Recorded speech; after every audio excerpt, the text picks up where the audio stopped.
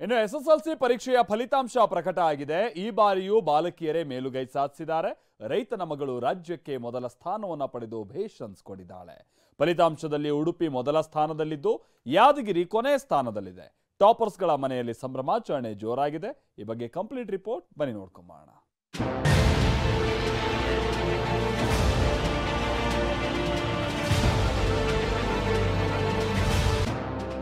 ಖುಷಿಗೆ ಪಾರವೇ ಇಲ್ಲ. ಸತತ ಪರಿಶ್ರಮಕ್ಕೆ ಫಲ ಸಿಕ್ಕಿದೆ. ನೂರಾರು ಕನಸನ್ನೇ ಹೊತ್ತು ಓದಿದವರಿಗೆ ಗೆಲುವು ಸಿಕ್ಕಿದೆ. ರೈತನ ಮಗಳು ರಾಜ್ಯಕ್ಕೆ ಮೊದಲ ಸ್ಥಾನ ಪಡೆದು ಭೇಷ್ ಅನಿಸಿಕೊಂಡಿದ್ದಾಳೆ. 2023-24ನೇ ಸಾಲಿನ ಎಸ್ಎಸ್ಎಲ್ಸಿ ಪರೀಕ್ಷೆಯ ಫಲಿತಾಂಶ ಪ್ರಕಟವಾಗಿದ್ದು ಬರೋಬ್ಬರಿ 6,31,204 ವಿದ್ಯಾರ್ಥಿಗಳು ಪಾಸ್ ಆಗಿದ್ದಾರೆ. ಟಾಪರ್ಸ್ಗಳ ಮನೆಯಲ್ಲಿ ಸಂಭ್ರಮ ಮನೆ ಮಾಡಿದೆ.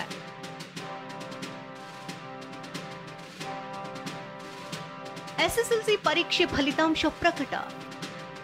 ಈ ಬಾರಿಯೂ ಬಾಲಕಿಯರೇ ಮೇಲುಗೈ. ಎಸ್ಎಸ್ಎಲ್ಸಿ ಫಲಿತಾಂಶ ಕೊನೆಗೂ ಹೊರಬಿದ್ದಿದೆ. ಕಳೆದ ಬಾರಿಯಂತೆ ಈ ಬಾರಿಯೂ ಪರೀಕ್ಷೆಯಲ್ಲಿ ಬಾಲಕಿಯರೇ ಮೇಲುಗೈ ಸಾಧಿಸಿದ್ದಾರೆ. ರಾಜ್ಯದಾದ್ಯಂತ 76.91% ವಿದ್ಯಾರ್ಥಿಗಳು ಉತ್ತೀರ್ಣರಾಗಿದ್ದಾರೆ. ಕಳೆದ ಬಾರಿಗೆ ಹೋಲಿಸಿದರೆ ಈ ಬಾರಿ 10% ಫಲಿತಾಂಶ ಕುಸಿದಿದೆ. ಪರೀಕ್ಷಾ ಮಂಡಳಿ ಅಧಿಕೃತ ವೆಬ್ಸೈಟ್ನಲ್ಲಿ ಫಲಿತಾಂಶ ನೋಡಬಹುದಾಗಿದೆ.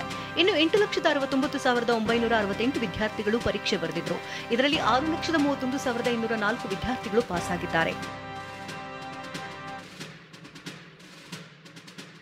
ಫಲಿತಾಂಶದಲ್ಲಿ ಉಡುಪಿ ಫಸ್ಟ್, ಯಾದಗಿರಿ ಲಾಸ್ಟ್.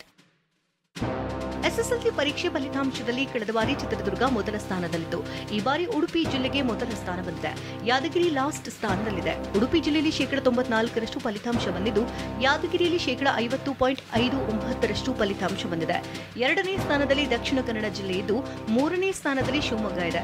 ವಿಶೇಷ ಅಂದರೆ ಗ್ರಾಮೀಣ ವಿದ್ಯಾರ್ಥಿಗಳೇ ಮೇಲುಗೈ ಸಾಧಿಸಿದ್ದಾರೆ. 8 ವಿದ್ಯಾರ್ಥಿಗಳು 625ಕ್ಕೆ 624 ಅಂಕ ಗಳಿಸಿದ್ದಾರೆ. ಬಾಗಲಕೋಟೆಯಲ್ಲಿ ರಾಜ್ಯಕ್ಕೆ ರೈತನ ಮಗಳು ಮೊದಲ ಸ್ಥಾನ. ಎಸ್ಎಸ್ಎಲ್ಸಿ ಪರೀಕ್ಷೆಯಲ್ಲಿ ಬಾಗಲಕೋಟೆಯ ಮುಧೋಳ ವಿದ್ಯಾರ್ಥಿನಿ ಅಂಕಿತಾ ಮೊದಲ ಸ್ಥಾನ ಪಡೆದಿದ್ದಾರೆ. 625ಕ್ಕೆ 625 ಅಂಕವನ್ನು ಪಡೆದು ರಾಜ್ಯಕ್ಕೆ ಟಾಪರ್ ಅನಿಸಿಕೊಂಡಿದ್ದಾಳೆ. ಅಂಕಿತಾ ಮಳ್ಳಿಕೇರಿ ಮೊರಾರ್ಜಿ ವಸತಿ ಶಾಲೆಯ ವಿದ್ಯಾರ್ಥಿನಿಯಾಗಿದ್ದು ರೈತನ ಮಗಳು ರಾಜ್ಯದಲ್ಲಿ ಏಕೈಕ ಸಾಧನೆ ಮಾಡಿದ ಕೀರ್ತಿ ಪತಾಕೆ ಹಾರಿಸಿದ್ದಾಳೆ. ಮನೆಯಲ್ಲಿ ಪೋಷಕರು ಸಿಹಿ ತಿನ್ನಿಸಿ ಸಂಭ್ರಮಿಸಿದ್ರು. ಟಿವಿ9ಗೆ SSLC topper Ankita Konnur first reaction ಕೊಟ್ಟಿದ್ದು ಐಎಎಸ್ ಆಗೋ ಕನಸು ಬಿಚ್ಚಿಟ್ಟಿದ್ದಾಳೆ.